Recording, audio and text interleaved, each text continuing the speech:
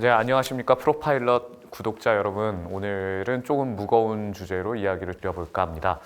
촬영 전날에 경기도 가평에서 군 사망 사고가 일어났습니다. 가평에서 이렇게 훈련을 진행하고 있던 코브라 헬기 조종사 그리고 부조종사께서 훈련을 하다가 사고가 나서 순직하게 됐습니다. 지금 촬영 당일날 육군에서는 이제 순직을 하겠다는 이야기를 보내왔는데요. 삼가 고인의 명복을 빌면서 일단은 코브라 기종과 관련돼 가지고 좀 잠깐 이야기를 해보는 시간을 갖겠습니다. 자, 오늘 이렇게 나와 주셨는데 처음부터 좀 무거운 얘기를 진행을 해서 저도 마음이 좀 많이 무겁습니다. 말씀해 주신 대로 2026년 2월 9일 11시 4분경에 추락이 확인되었고, 가평군 조종면에서 훈련 중인 이제 육군 5군단 소속 AH-1S 코브라 공격 헬기가 이제 추락했는데, 추락한 당시에 그 조종사 분들이 두 분 계셨는데 심정지 상태로 이제 병원에 이송되었고 최종적으로 순직됐다는 것은 동일하고요. 탑승자 하신 분들은 이제 50대 주조종사 중위 한 분, 그 다음에 30대 부조종사 중위 한 분 이렇게 있었다고 하고, 추락할 때 폭발이나 화재는 없었으나 이제 충격이 너무 강했기 때문에 이제 승무원분들이 안타깝게도 유명을 달리하셨던 것 같습니다. 그리고 헬기가 9시 45분 주둔지에서 이륙해가지고 1시간 정도 비행을 끝난 후, 그러니까 훈련이 마무리될 쯤에 이런 사고가 일어났다고 하는데, 이 착륙 지점에서 800m 떨어진 부근에서 이 사고가 일어났다는 걸로 봐서 아마 복귀 전 혹은 마지막 절차 훈련 중에서 사고가 일어난 것으로 추정할 수 있습니다. 자, 그러면 코브라 헬기가 좀 어떤 기종인지 우리 대표님께서 약간 설명 좀 부탁드리겠습니다. 코브라 헬기를 흔히 좀 이제 구형 헬기로 알고 계신 분들이 많은데, 코브라라는 이름 자체는 상당히 오래됐어요. 코브라 헬기는 세계 최초의 전문 공격 헬기입니다. 원래 헬리콥터라는 거는 이제 2차 대전 말부터 등장해서 이제 한국 전쟁에서도 활약을 하기 시작했죠. 그리고 베트남 전쟁에서 본격적으로 활약을 했는데, 그때까지만 해도 지금의 이 전문적인 어떤 수송 헬기를 무장을 하고 이제 어떤 그 화력 지원 같은 걸 했는데, 그러다 보니 아무래도 방탄 능력이라든지 그런 문제가 좀 있다 보니 전문적인 공격 헬기가 필요하다는 요구에 의해서 미 육군에서 처음 개발된 게 AH-1, 그러니까 1이란 뜻이잖아요. 네. 첫 번째로 개발된 공격 헬기가 코브라입니다. 근데 베트남 전 당시의 코브라가 지금까지 온 건 아니에요. 코브라도 이제 다양한 모델이 있거든요. 뭐 지금께 우리나라에서 이번에 추락한 게 AH-1S인데, 지금 미 해병대가 AH-1Z를 쓰고 있어요. 그러니까 AH-1 뒤에 다양한 이제 뭐 알파벳들이 붙는데, 그 알파벳이 뒤로 갈수록 개량이 된 거죠. 그러니까 우리나라는 S와 Z 상당히 간격이 크죠. 그만큼 세대도 격차가 큽니다. 우리는 예전에 한 1980년대쯤에 개발된 거를 들여와서 이제 계속적으로 오버홀만 하고 쓰고 있었고, 미 육군도 원래 AH-1을 쓰다가 지금 AH-64 아파치로 이제 교체를 했고, 대신에 좀 더 이제 경량 공격 헬기가 필요했던 미 해병대는 AH-1 계열을 쭉 계속적으로 쓰면서 이제 모델들을 교체를 하면서 AH-1Z까지 온 거죠.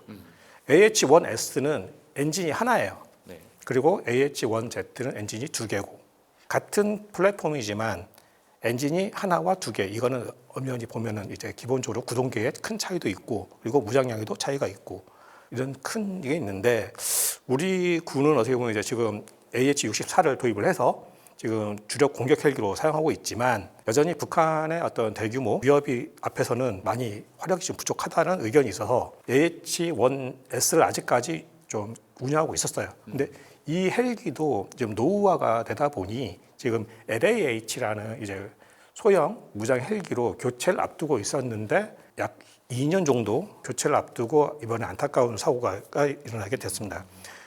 좀 이제 빨리 LH 사업이 좀 더 빨리 진행됐었으면 좀 이번에 사고는 막을 수 있지 않았을까 하는 좀 안타까운 마음이 있습니다.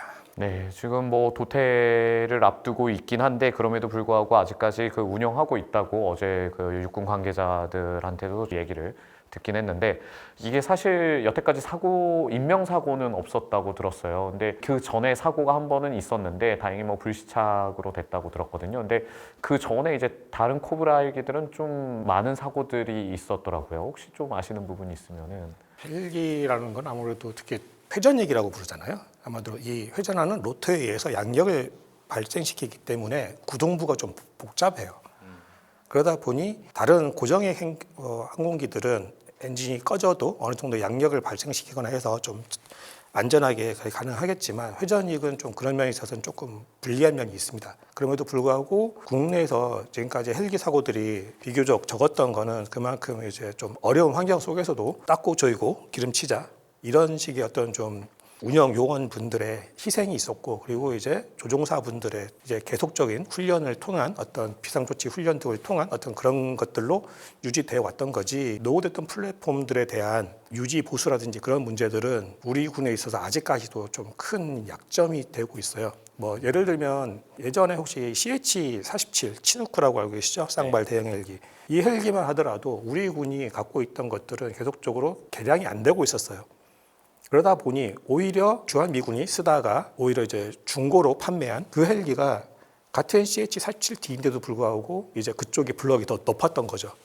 같은 CH-47D인데도 개량을 못했던 우리나라 거보다 꾸준하게 예산을 들여서 개량했던 주한미군 CH-47D가 훨씬 더 좋고, 이런 거는 좀 우리 군이 좀 본받아야 할 문제가 아닌가 싶습니다. 지금 훈련 내용 같은 경우에는 일종의 그 비상조치 훈련을 하다가 사고가 난 것으로 보도가 됐는데, 이 비상조치 내용을 조금 더 살펴보니까 헬리콥터라는 거는 약간 비유를 하자면 이제 추락하지 않는 것이지 비행하는 것이 아니라라고 표현을 해요. 앞서서 최은호 대표님도 설명했는데 헬기 로터가 회전한 힘으로 그 헬기 동체를 띄어 올리기 때문에 핵심은 로터에 그 어떤 문제가 생기거나 전달 과정에서 문제가 생기면 이게 돌이킬 수 없는 사고가 되는, 그래서 운용하기 조금 까다로운 비행기가 또 이 회전익 항공기인 것 같습니다.